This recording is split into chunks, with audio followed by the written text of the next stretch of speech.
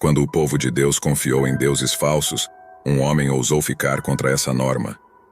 Imagine um mundo onde a natureza responde às palavras de um profeta e o fogo cai do céu, desafiando tudo em que um reino acreditava.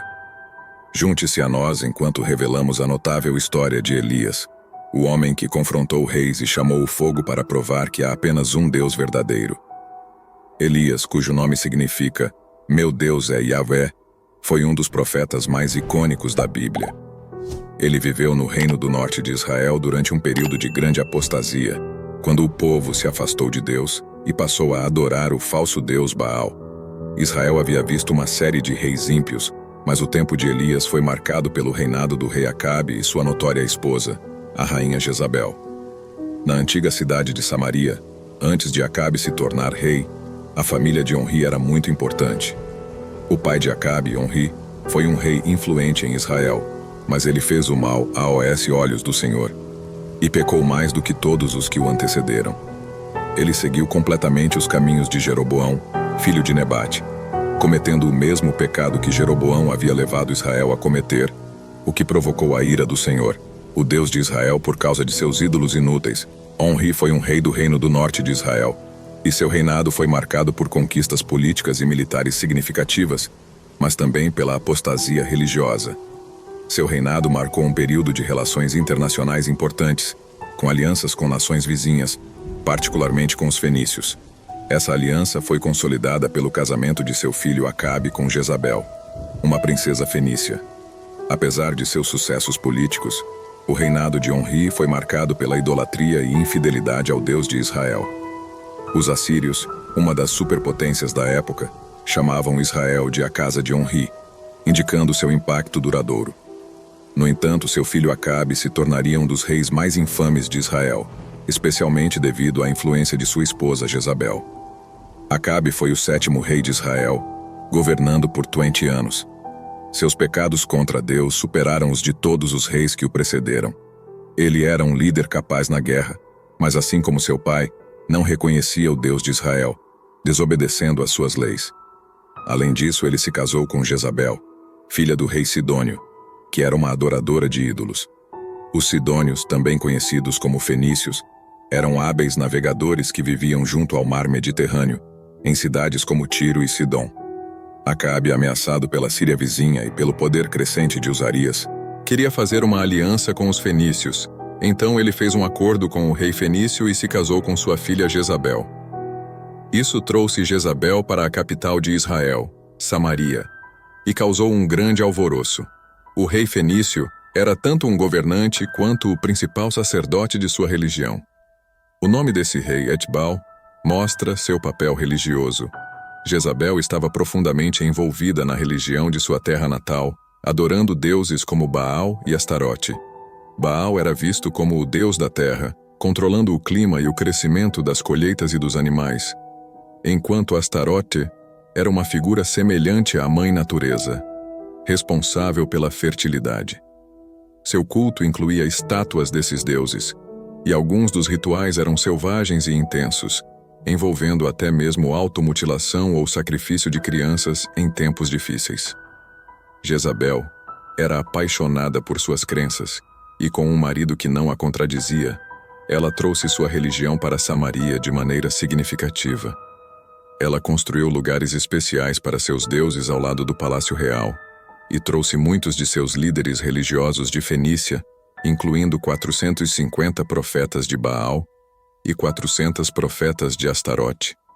Ela cuidava dessas pessoas, dando-lhes boa comida e um lugar no palácio. Isso foi muito grave aos olhos de Deus, porque ele sabia que isso eventualmente afastaria o coração de Israel da verdadeira adoração a Deus e os levaria à idolatria. O grande desafio de Acabe foi sua tendência a ouvir e obedecer a sua esposa idólatra, que muitas vezes o instigava a fazer o mal contra o Deus de Israel. Acabe chegou a construir um poste ídolo para Astarote. Acabe fez mais para provocar a ira do Senhor, o Deus de Israel, do que todos os reis de Israel que o precederam. Acabe foi influenciado por sua esposa Jezabel, uma princesa sidônia, conhecida pela adoração do deus cananeu Baal, em um lugar chamado Fenícia. Sidom era uma grande cidade comercial na costa, famosa por fazer coisas, especialmente um corante roxo popular. Mas além do comércio, eles também adoravam muitos deuses, principalmente um deus chamado Baal. Acabe provocou Deus ao estabelecer altares para Baal, o deus adorado por sua esposa Jezabel. Deus condenou essa união entre Acabe e Jezabel. Deuteronômio capítulo 7, versículos 1 a 4. Desde a jornada dos israelitas para a terra prometida, Deus prometeu dar-lhes vitória sobre várias nações poderosas que ocupavam a terra. Isso serviu como uma garantia do poder e do compromisso de Deus com os israelitas. No entanto, Deus instruiu os israelitas a não fazer acordos vinculativos com essas nações ou se casar com elas. O motivo dado era espiritual. Isso era para evitar que os israelitas fossem desviados da adoração a Deus. Nesse caso, a montanha foi onde Elias teve uma poderosa revelação. Quando ele chegou à montanha, a palavra do Senhor veio a ele e perguntou: "O que você está fazendo aqui, Elias?" 1 Reis capítulo 19, versículo 9. Elias expressou sua angústia, sentindo-se abandonado e sozinho em sua luta pelo Senhor. Então Deus instruiu Elias a ficar de pé na montanha, porque ele estava prestes a passar por ali. Houve um vento poderoso que quebrou as rochas, mas Deus não estava no vento. Depois do vento, houve um terremoto, mas Deus não estava no terremoto. Depois do terremoto veio um fogo, mas Deus não estava no fogo. Após o fogo, houve um sussurro suave, ou uma voz mansa e tranquila. Quando Elias ouviu a suave e tranquila voz, ele colocou sua vestimenta sobre o rosto e ficou perto da abertura da caverna. A voz de Deus veio a ele novamente, fazendo a mesma pergunta: "O que você está fazendo aqui, Elias?" 1 Reis capítulo 19, versículo 13. Elias repetiu seus sentimentos anteriores. Deus então deu a Elias novas instruções e o tranquilizou, dizendo que ele não estava sozinho. Ele informou a Elias que ainda havia 7.000 em Israel que não tinham se curvado a Baal. A jornada de Elias continuou enquanto ele ungia novos líderes e encontrava seu sucessor, Eliseu. O fim da vida de Elias foi único, pois ele foi levado aos céus em um redemoinho enquanto estava em uma carruagem de fogo, testemunhado por seu sucessor, Eliseu. A vida de Elias é um testemunho de permanecer fiel a Deus, mesmo quando cercado pela incredulidade generalizada e pela idolatria. Isso nos lembra da fidelidade de Deus, de permanecer firmes em nossa fé. Não importa os desafios que enfrentemos. Apesar dos poderosos governantes em sistemas religiosos concorrentes, Deus demonstra sua soberania por meio da natureza. Milagres como chuva, fogo do céu e intervenções pessoais que sustentaram Elias. Os momentos de medo e desespero de Elias, mesmo depois de testemunhar os grandes atos de Deus, nos lembram da fragilidade da fé humana e da necessidade da graça e do encorajamento de Deus.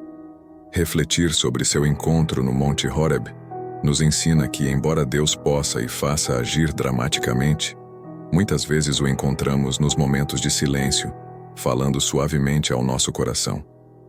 Nada é difícil para Deus, e não importa quão alto ou popular pareça a ameaça do inimigo. Podemos nos manter firmes para Deus, confiando nele e glorificando-o. Ele se manifestará com milagres que vão além do que podemos pedir ou imaginar. Tudo o que Elias fez foi de acordo com a orientação e a voz de Deus. Ele era zeloso por Deus e buscava trazer a nação de Israel de volta à verdadeira adoração a Deus. Deus o apoiava e o liderava nessa direção porque sabia que Elias o faria corajosamente. Ele se destacou como campeão de Deus durante um período sombrio de adoração a ídolos por um rei e uma rainha ímpios. É importante observar que Elias só pôde fazer isso porque estava certo de que estava ouvindo a voz certa e as palavras do verdadeiro Deus de Israel.